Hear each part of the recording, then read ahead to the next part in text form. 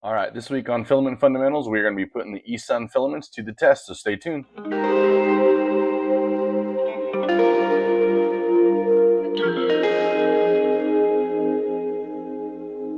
All right, so for starters, we're going to be talking about the eSUN 3D White PLA Plus, as well as our Black PLA Plus.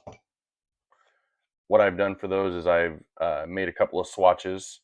You can kind of see those there.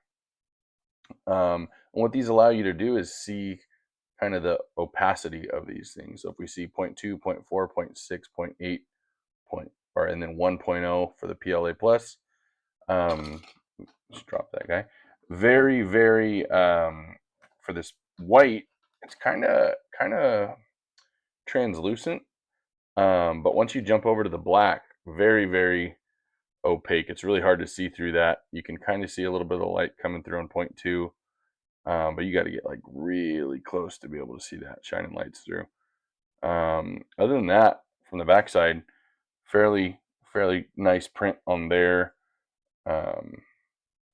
Same thing here. Like I said, you can see pretty much through that whole swatch right there. So those are our PLA pluses.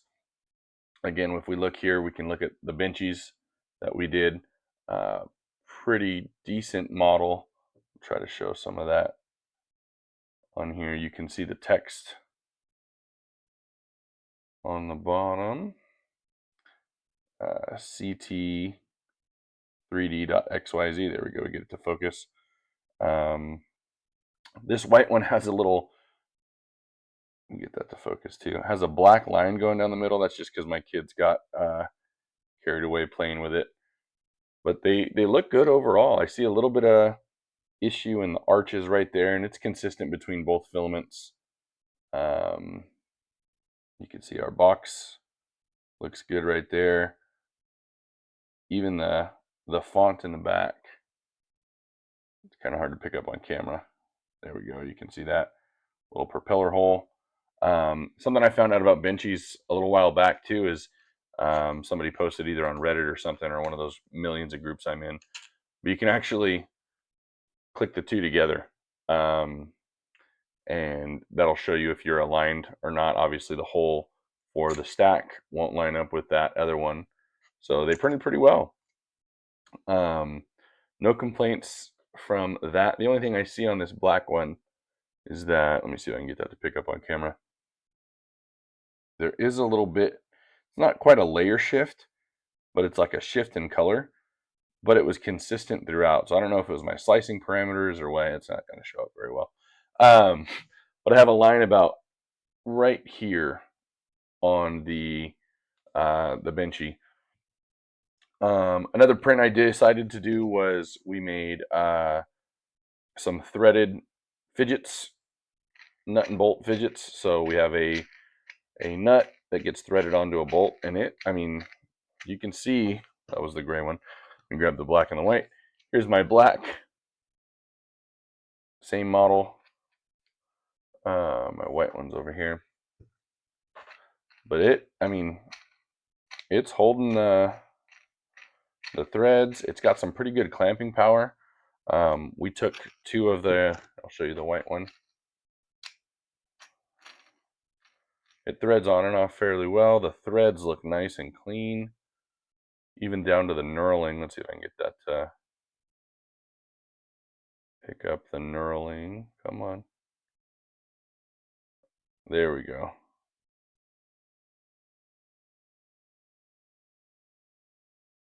It's got that down pat too with a nice surface finish.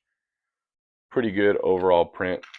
And mixing and matching, it works as well. So if we put the white nut onto the black bolt, it threads on flawlessly, and vice versa.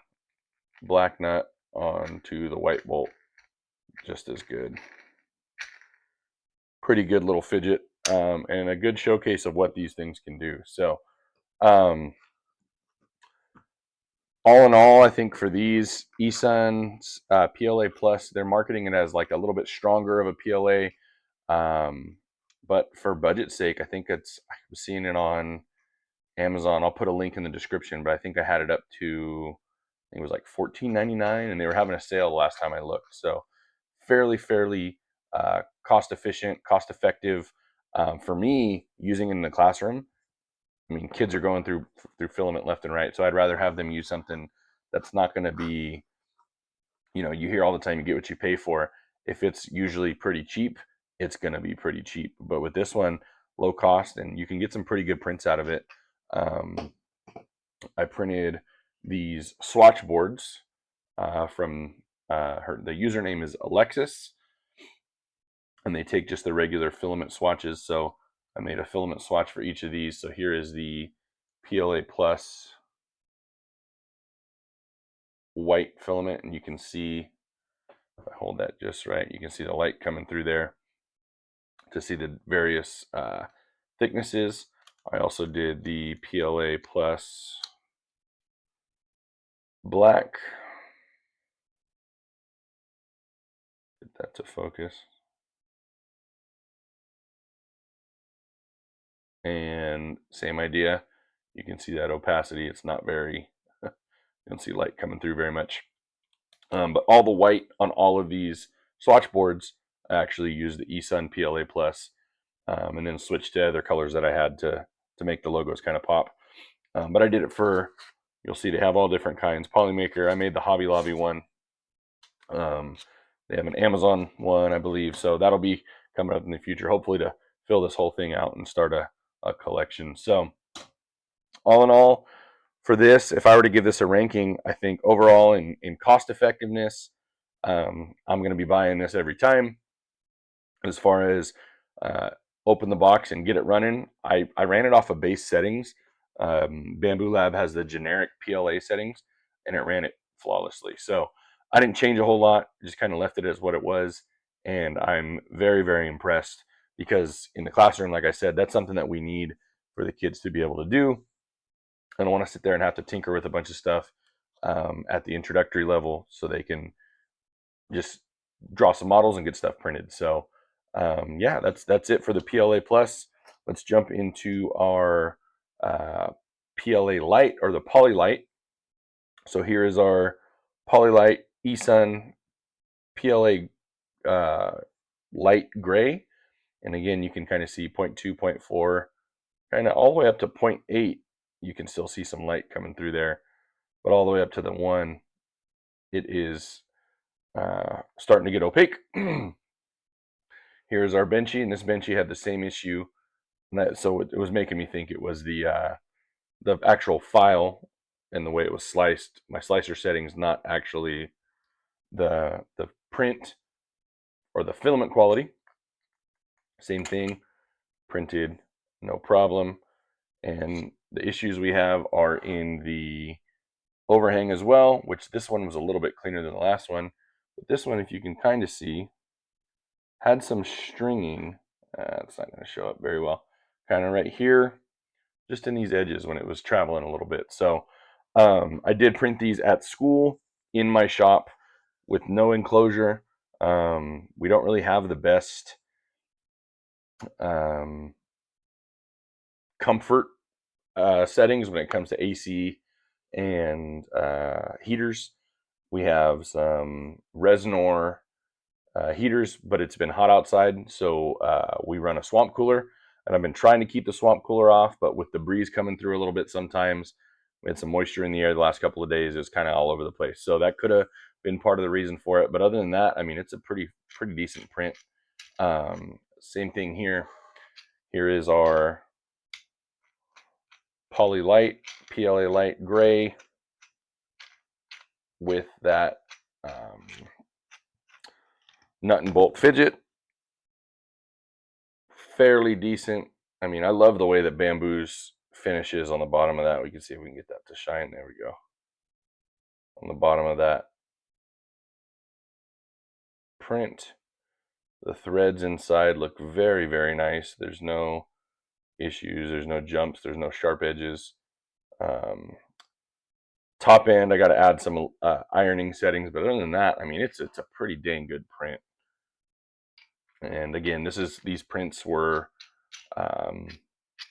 in my classroom the last couple of days, and kids have been messing with them, and they've been playing with these fidgets nonstop. So they are working. That's gonna be it for this little deal. All in all, what I can see from these 3 types of filament, I'm hoping that eSUN will send me some more. I want to fill out my my bingo card, I guess, full of their filament. But I am going to end up buying some more in the future. This stuff works pretty well. I need to look into see if they do bulk pricing. But in a classroom, if I had to spend, if I got a classroom budget of a couple $100 in the beginning of the year to spend on supplies, this would be a good one. They do have a filament dryer that I'm going to try to get my hands on and practice with that.